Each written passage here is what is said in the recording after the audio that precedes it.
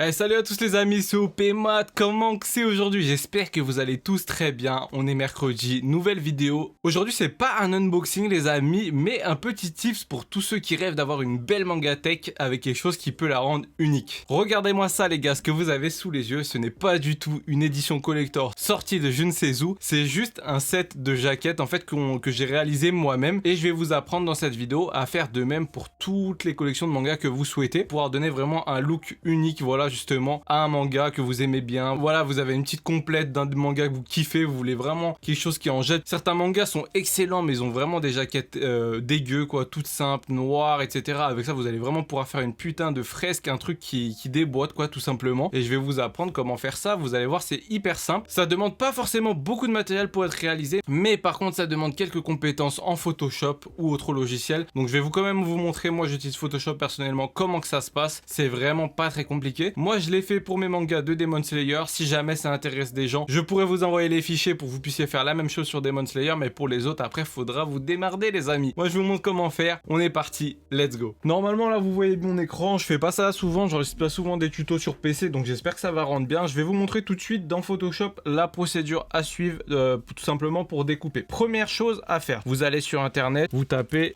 taille manga, donc moi en l'occurrence c'était Demon Slayer. Une fois que vous avez ça, ce qu'il va falloir chercher, c'est pas seulement le 11 et 17 ici, parce que ça c'est assez simple, faut trouver aussi de l'épaisseur, la tranche. Donc là par exemple vous avez toutes les informations. Ça il va falloir se rapporter là-dessus sur Photoshop pour que ça corresponde justement vraiment le plus possible à la taille de la tranche au niveau de l'épaisseur et de la hauteur du manga pour que ça ressorte bien. Une fois que vous avez ça, vous le notez comme il faut, vous ouvrez votre logiciel, donc Photoshop en l'occurrence. Moi j'avais fait un petit dossier pour tout ranger dedans, je vais vous ouvrir tout de suite le fichier. Une fois que vous avez la taille des mangas en question, vous allez voir combien il y a de tomes. Par exemple moi sur Demon Slayer je l'ai fait sur 19 tomes je crois, ou je sais plus parce que j'ai que 19 tomes pour l'instant, c'était vraiment pour un test, hein, c'est pas le truc définitif, je pense que je le referai. Vous multipliez tout simplement la tranche par le nombre de mangas, vous allez créer un nouveau document aux tailles en centimètres, vous mettez bien en centimètres, ça c'est très important. Donc vous additionnez toute la taille des tranches multipliée par le nombre de tomes. Une fois que vous avez ça, donc vous mettez en largeur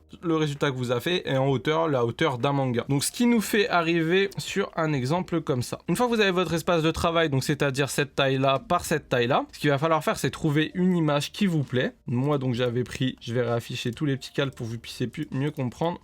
J'avais pris cette image là qui est plutôt stylée et tout simplement après ce que vous allez faire, bon déjà vous faites votre montage, donc j'avais mis l'image, j'avais rajouté Demon Slayer, ça c'est moi qui avais rajouté, et après j'avais rajouté tout ce qui est numéro des tomes pour faire vraiment comme des covers normales quoi. Que vous avez tout préparé ça, ce qu'il faut c'est prendre la largeur de un seul manga, donc 1,7 sur Demon Slayer comme on avait vu, et là vous allez venir faire, pour que ce soit plus facile, un rectangle, donc de la bonne taille qu'il vous faut. Donc là c'est un exemple, je mets pas la bonne taille, mais une fois que vous avez ce petit rectangle, vous allez venir le placer sur l'image et découper à chaque fois la bande qui correspond au niveau de la taille, qui fait qu'après vous allez vous retrouver avec des calques à chaque fois de la bonne taille. Une fois que ce sera ça, vous avez juste à enlever tous les calques et récupérer le calque correspondant à chaque tome, le mettre au milieu d'une feuille A4 quand vous imprimez, et imprimer tout simplement. Donc bon, là c'est peut-être un peu compliqué pour ceux qui connaissent pas les logiciels de montage, mais pour ceux qui ont Photoshop ou autre, ça va leur parler. Mais donc voilà, c'est pas à la portée de tout le monde, c'est pour ça que je dis il faut quand même un minimum de connaissances sur Photoshop. Mais hormis ça, à part le montage, il vous suffit d'avoir une imprimante, des cartouches de couleur,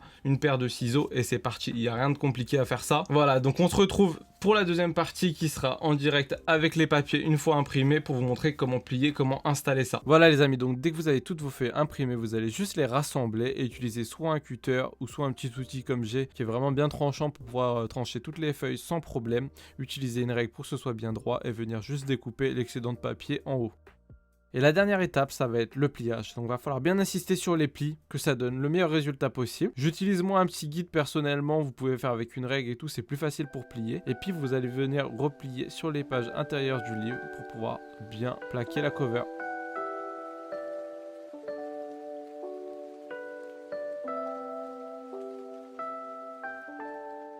Bon voilà les amis, la vidéo est terminée, j'espère que cette petite astuce vous aura plu. Moi il faut savoir que c'était vraiment un test déjà pour voir comment ça se passait, comment ça donnait, et c'était aussi pour faire la vidéo. Donc c'est normal si c'est pas sur un papier très qualitatif, bien sûr si vous le faites, si vous voulez des bons résultats, prenez du beau papier, papier photo, etc. Si vous avez une bonne imprimante c'est encore mieux, et si jamais vous n'avez pas de bonne imprimante, vous voulez un truc quand même quali, vous allez tout simplement sur un site d'impression qui imprime des posters, etc. Vous prenez le bon format, donc du 21 par 29,7 quoi, pour du A4 quoi, et vous importez vos images et vous le faites imprimer. Ça coûtera peut-être beaucoup plus cher, mais au moins vous aurez vraiment des covers qui seront limite aussi belles que celles que vous achetez en magasin. C'est pareil, j'ai laissé du coup les côtés des mangas en blanc tout simplement parce que quand c'est rangé dans une bibliothèque, on voit pas les côtés, même si les covers sont magnifiques, bah elles sont invisibles, donc ça sert à rien. Pour ceux qui disent ouais ça gâche et tout, mais frérot, tu enlèves le manga, t'enlèves le papier, il y en a pour 2 secondes si tu veux l'avoir. Donc c'est tout simplement pour un but esthétique vraiment quand c'est rangé dans sa mangatech. Moi je trouve ça ultra stylé, je pense que je vais en faire d'autres petites, ça va être magnifique, mais cette fois-ci avec du beau papier,